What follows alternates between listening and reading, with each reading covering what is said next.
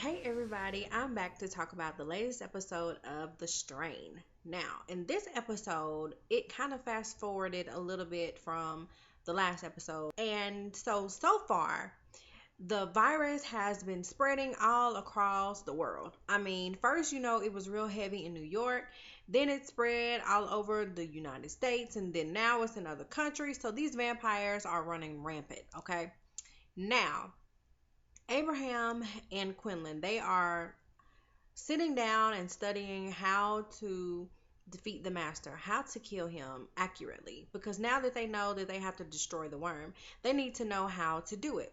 So they're actually looking at copies of the Lumen because Abraham do not trust Quinlan around that book. So they're flipping through and they're reading all the different information that it has to offer. Now they come across something that says if they are able to detain the worm in a lead box covered with silver, the lead will help create a barrier in between the master and his little minions. The signal that he gives out, it'll stop that, and then the silver will actually keep him in there because silver is poisonous to them. And so they have the bright idea that that's what they need to do, and so they go about making the plan to make that happen. Now, also in this episode, Abraham is having these flashbacks, and the flashback takes him to one of the darkest times in his life where, he's out there trying to find the master and kill him. And so he goes to this man who wants to buy the lumen from him, but of course, Abraham does not have the lumen. So the guy, I think, is actually a German. I think that we were introduced to this character in number one's storyline. Now, correct me if I'm wrong, but I think he was a German as well. Like he sold antiques or something of that nature. But anyway, I think he's the same one that sold Abraham his sword, but I'm not sure about that. Y'all correct me on it if I'm wrong. Let me know where this guy was from. Now, Abraham shows up and he's there to say he has the lumen and get money, but really he wants to know the whereabouts of the master. And so, long story short, they kind of get into it. They have a scuffle, and Abraham overpowers the guy. And since he wasn't getting enough information out of him, and the dude was like, I don't fear death, he was like, okay, well, I'm gonna do something worse to you. So he takes him down in his little basement because that man had dead bodies and all kind of stuff, honey. It's maggots and flies and bodies and blood and all this stuff in the back. And so Abraham lays him down on that table and he starts chopping off body parts. So he cut off all that man's limbs and he just left the torso. And he wrapped him up and covered his face up and everything so he couldn't see.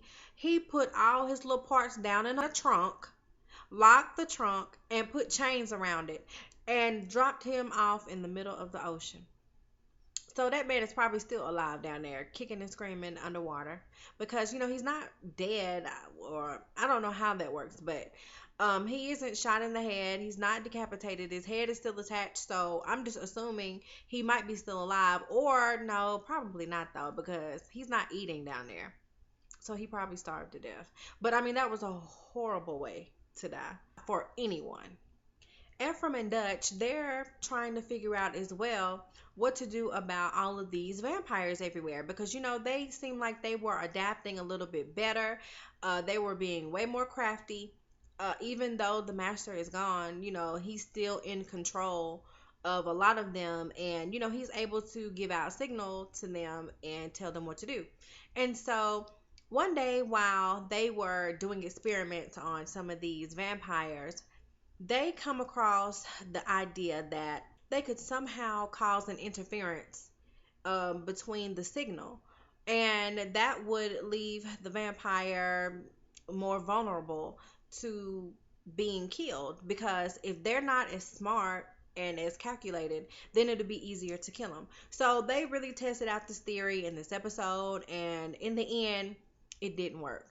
But it was a good idea because they're getting one step closer to figuring out how to, kill all of these vampires. So it was just good to see Dutch and Ephraim team up together and do some of this vampire killing work. I think it's good for both of them because Ephraim is missing his family. He is a very driven man. When he doesn't have anything to do, he gets destructive. We all have seen it. We all know it. Okay. So having Dutch there is really good for him. And it's also good for Dutch because she is very smart too. And giving her something to do gives her a sense of purpose. And I really like the connection that they have. I'm glad that it's not turning into some weird relationship type thing. They know their boundaries. They're just drinking partners, and they're trying to kill these vampires. And he asked her about Fett and her, and she said that Fett made it very clear that he didn't want to have nothing to do with her. And I thought, well, girl, that's what you get. I mean, you ran off with your little girlfriend, you done broke his heart, and now he's done moving on to the Congresswoman. And I ain't mad at him. So Fett, he was also out here trying to figure out how to kill all of these vampires. And he started putting tracking devices on some of them. And so, he is the king of searching for vermin. So he used some of his old rat techniques. And he actually found out where one of the biggest nests in the city were. And he went down in that hole and he seen all of those vampires down there. And I'm thinking, Fett, you need to get up out of there. He's steadily shining lights and stuff on them. And I'm thinking all it takes is for one of them to wake up and you're going to be toast. Like, get out of there. So that made me really nervous. And I'm like, excuse me, you need to get out of there real quick and in a hurry, because I thought it was going to make him super nervous once he realized it was so many of them down there. But, he went ahead and looked, and he was very professional about it. He got up out of there. And he went and told the Congresswoman what was going on. And so now I guess they're going to try to bomb these vampires or do something to lead them somewhere. I don't know what they're going to do, but they're going to try to come up with a plan to, kill all of them at the same time. And I hope it works, because that's a good place to kill all of them all together. Like if Ephraim and Dutch were to come up with some kind of bioweapon to kill them, then that would be great, because they're all down there together. And it would knock all of them out. And then they could tell all the other different countries how to search for them, find them, and kill a lot of them at the same time. So hopefully that's where the show is going to lead us. And last but not least, poor Eldridge. He is just holding on by a thin strand, okay? So, number one came to see Eldridge, and he basically was like, we got a box that's coming in, and you need to make sure that that box gets here, Eldridge, okay? Now, Eldridge done fell out in the middle of the meeting. He's old and decrepit, honey. All these things is going wrong with him. He ain't got that white, so he's just really hanging on by a thread. And it was so messed up, because number one, just watched him fall out. And then he didn't even help him up. He was just like, shh, I don't know what you're going to do. Get up, Eldridge, get up. Just rude for no reason. But anyway, so Eldridge, he's even in a wheelchair at this point.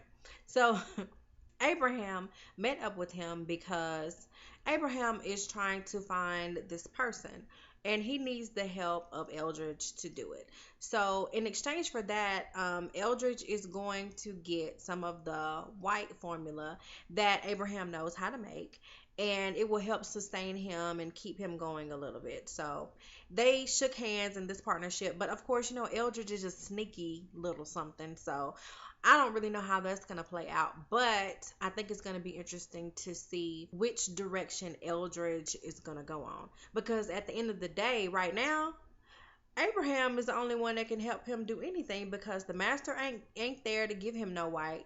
Number one ain't trying to give him nothing. I don't even think number one really cares if he dies or not, because he's just an asset, an expendable asset to him. So whatever. So that was all the things that happened in this episode. If I forgot anything, please drop it in the comments below, and we'll keep the conversation going. And I will see you all in the next video, okay? Bye.